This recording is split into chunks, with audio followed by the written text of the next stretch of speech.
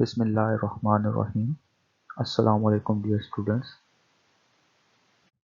This lecture is being presented by University of Education Lahore, Department of English with course title Semantics, which is offered in program BS English course code ENGL 4140. This lecture will move gradually for the better understanding of the students. Welcome students in this new lecture with the title Sentences as Arguments, which is a semantic overview. You see that in our daily life we utter different types of sentences like positive, negative, or interrogative. Positive sentences means in which we say yes or in a positive way we answer. Negative sentences are the types in which we say no, and interrogative in which we ask some questions or interrogations. But here in this lecture, we are going to analyze these sentences from different point of view, which is semantical point of view. That when we utter such kind of sentences, what do a listener get from these sentences? So let's start our lecture from the outline. The first point is about full statement clauses. The next is question clauses in which we ask different questions. Infinitive clauses in which we will study the use of infinitives. And the next one is gerund clauses. The sentences are clauses in which we use gerund. Non-factual clauses or more easily we can say fictional clauses or sentences which are based upon different fictions. Verbal nouns. Comparing types of clauses and syntactic ambiguity.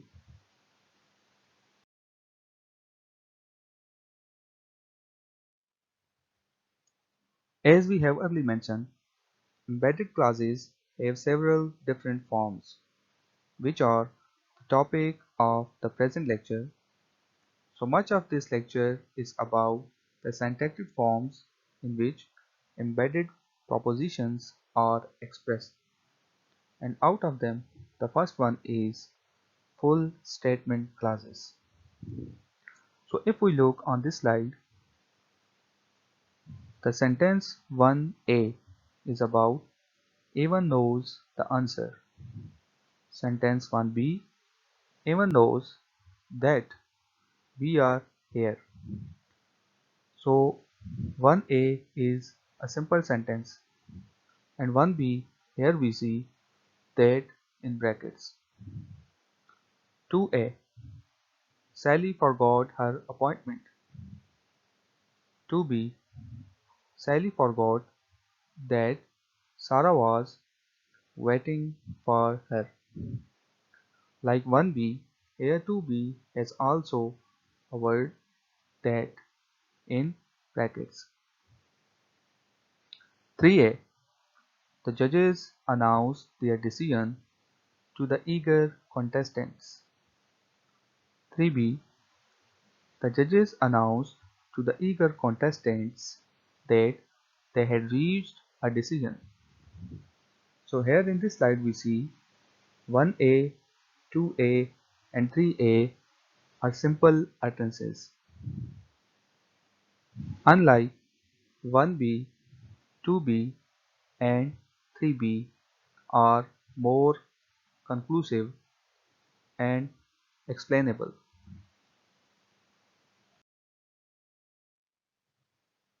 We see in the previous slide that in sentence 1a, 2a and 3a, a noun phrase is object of the verb.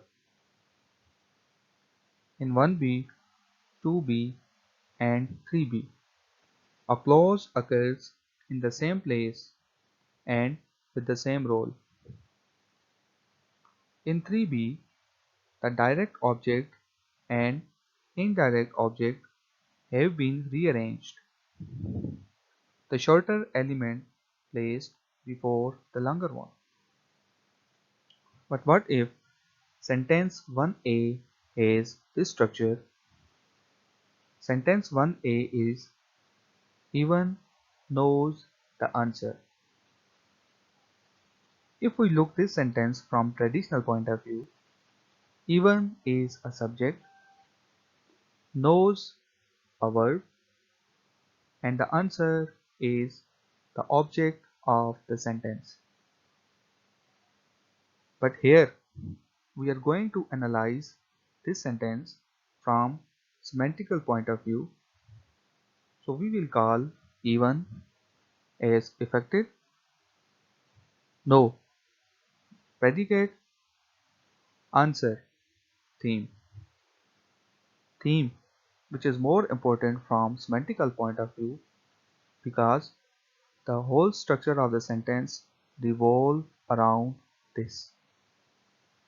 One thing to be noted is theme is a word in this sentence and that word is answer.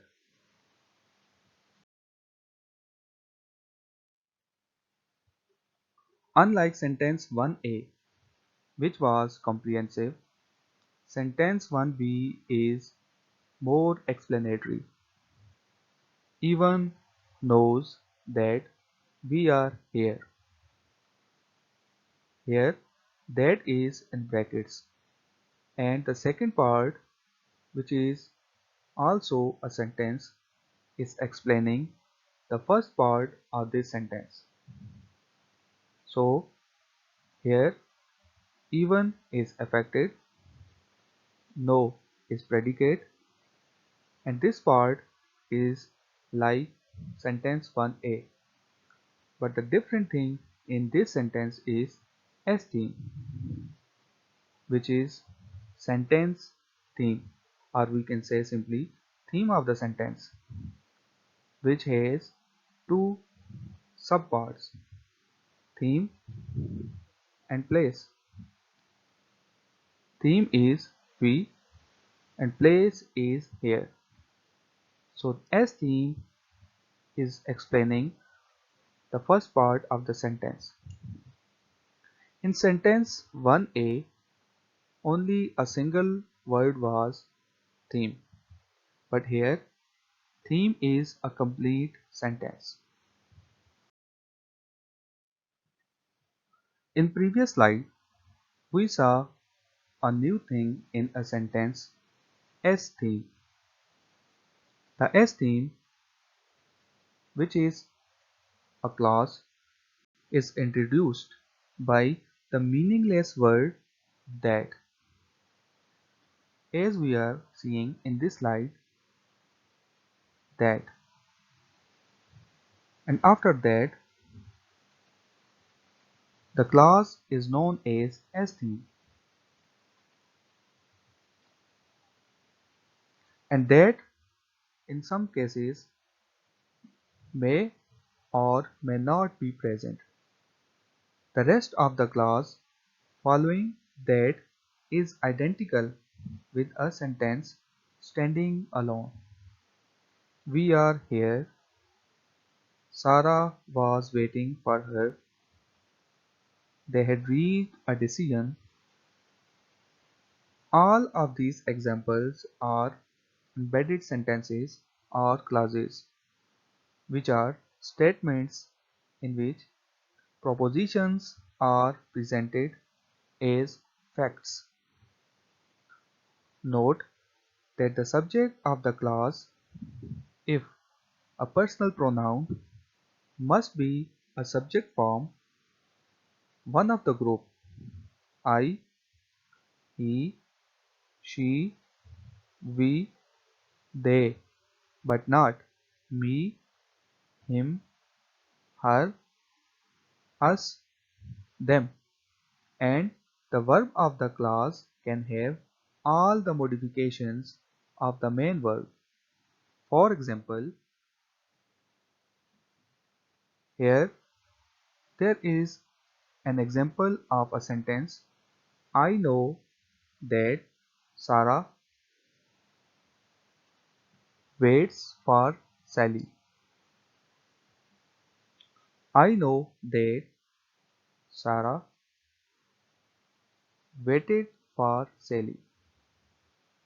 I know that Sarah is waiting for Sally.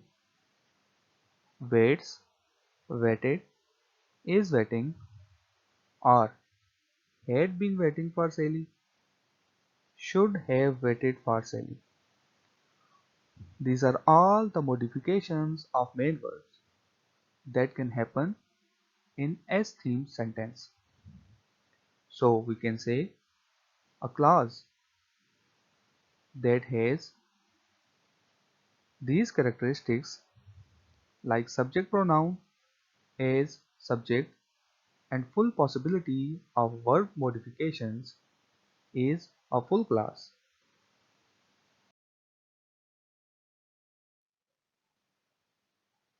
Clauses can also occur in subject position.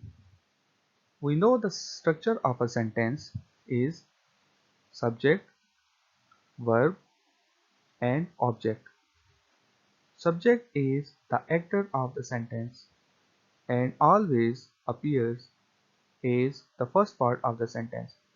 So if we see the first part of the sentence 7a, that Jean came to the party,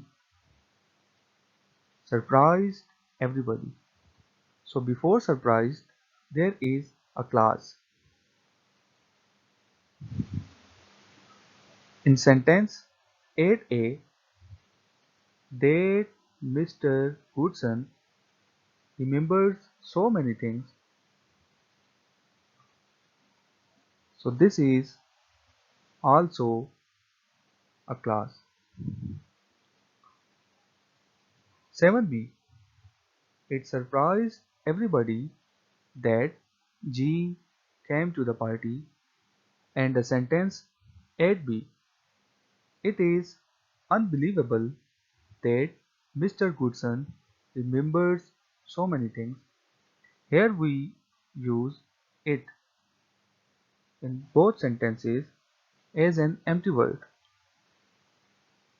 Subject clauses at the beginning of a sentence are unusual.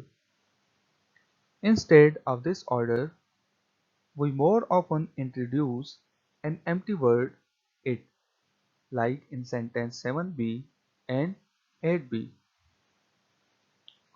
and postpone the clause to the end of the sentence, like 7b and 8b.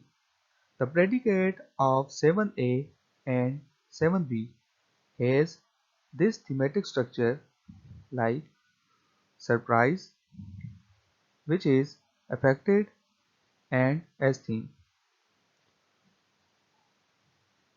and the predicate of 8a and 8b has this structure unbelievable, which is as theme.